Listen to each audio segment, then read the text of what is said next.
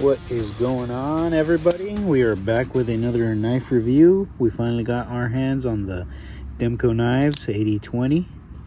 This is the machine ground version, so it is stone washed. So after months and months of searching for this thing, I finally got my hands on it.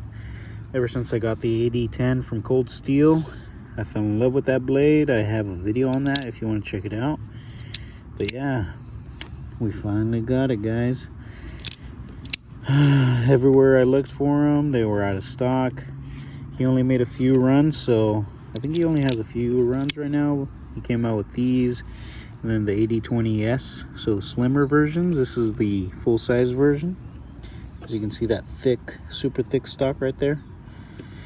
Yeah, this thing's just a beast, a monster blade. But yeah, so let's do a little size comparison. Oh, by the way, this is the 4.8 millimeter thick blade. It's the 3.5 inch blade, and I believe overall length was 8 1/4, but I'm not sure, so don't quote me on that one. So yeah, let's do a quick size comparison with the famous Cold Steel AD10. This is actually my second one because the first one I lost, but that one is already all scuffed up. I've had this one for a few months again, and they're about the same size. The grip shape is about the same. So when I was looking at this, I really love the AD10 grip, how it's contoured and it's smooth. So this one I was kind of concerned was going to rip up my pocket, but I've had it for a little bit over a week and it's not too bad. It actually goes into the pocket pretty smoothly. And here's a comparison on the stocks. This is the AD10 and the AD20 over here. I actually sanded this so I could throw sparks on the ferro rod. Since it is stone washed, it's a little bit it's a little too smooth. Sorry, my daughter over here. But yeah, this one's a super nice blade. So here it is next to the AD15 Lite. I wanted to test out the Scorpion lock, but I didn't want to pay the full price for a regular AD15. So this is just the AOS 10A one. I'm not too sure I ended up liking the whole Scorpion lock, so I'm glad I didn't go out and spend the whole $200 on that.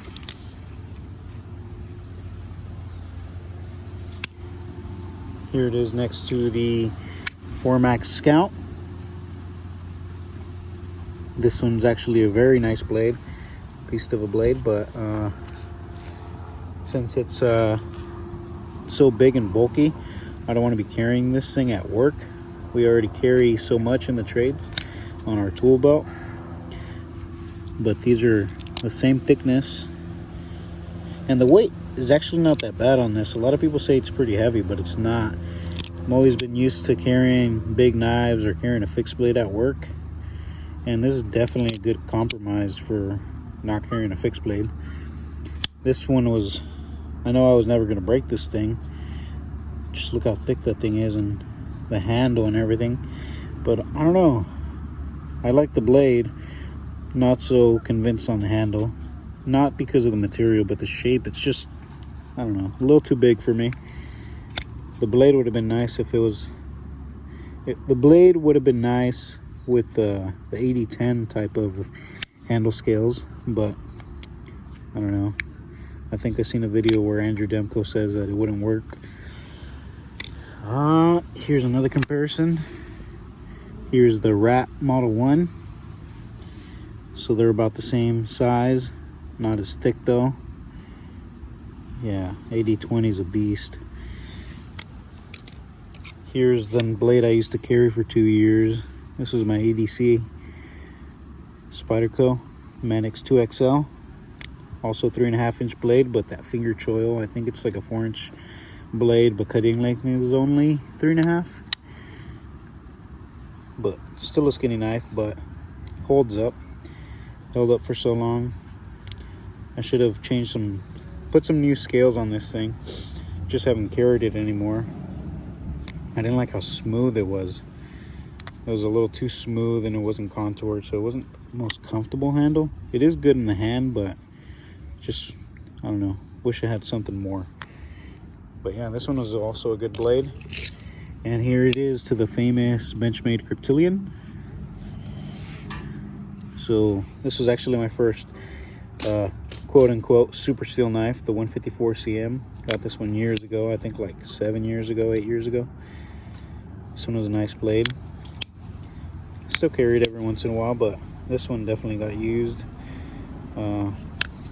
Let's see what else I got. Oh, here's the Benchmade Adamas, the new crewwear version, so I'm excited to make a review on that one too. Haven't carried that one. I've only had this one for a little bit. Always try to carry it, but I don't know, haven't really carried it yet. So yeah, I don't know, after searching everywhere on eBay, couldn't find it. And when they would release, I was never in the loop. I wouldn't stay in the loop when they would release these. So I mean, if you guys are active and find out when they release, this is definitely worth the money. I think they go for like $460. I bought it in the secondhand market, pretty good deal on it, so I still think it was worth it. But I mean, I was looking for this thing for months. This is actually one of the first production versions. This is 20 CV.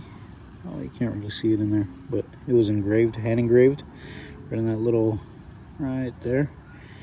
And so yeah, this thing will be good. I live in the coast, so near the coast, in the Monterey Bay, but it's good. That way it won't rust up.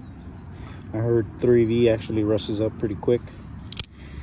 So this one's 20 CV. I've been cutting a bunch of stuff with it at work, and the blade's still razor sharp. So yeah, this is a beautiful blade. Finally got my hands on it, so definitely excited. So yeah, guys, I mean, between that and getting the Benchmade Adamas, sure you could go with the Adamas, not as thick, but yeah, you get crew wear. But I don't know, there's just something about these Demko knives. All his designs, they're always overbuilt. They feel like you got a tank in your hand. So I think it's worth it.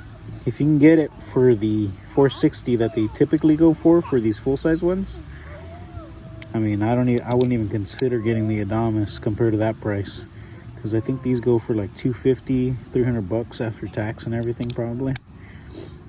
And these are $460, so for $150 more, you're just getting a freaking monster blade. And you can get these in crew wear and 3V nowadays.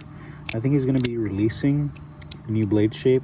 I think he said it was like a spear or harpoon, something like that, for the MG line. So that'll be nice. Hopefully I can get my hands on that one this time. So I'm going to make a quick little baton video with it. Let's see. Here's some oak wood I have. So this thing's just so thick that it batons through anything.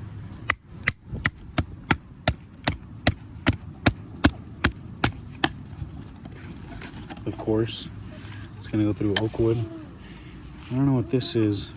I don't think it's Doug fir, but yeah, not sure what it is, but definitely goes through that. Super easy. This thing's just a tank, and the lockup is amazing.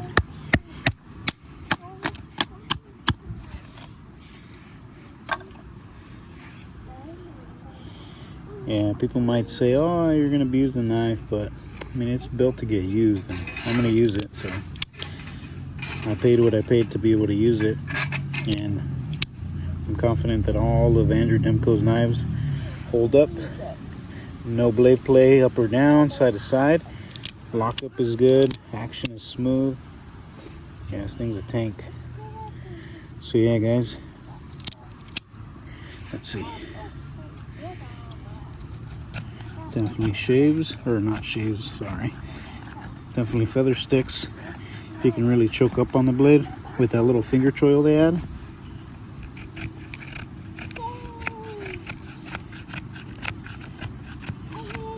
Or you could go back.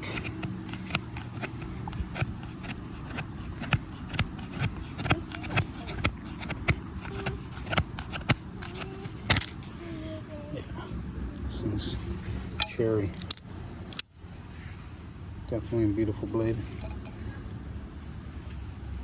So yeah, guys, stay tuned. I'll be making that Benchmade Adamas video soon. And yeah, thank you. Like, comment, and subscribe if you guys want to stay up to date. I'll see if I throw out more videos soon.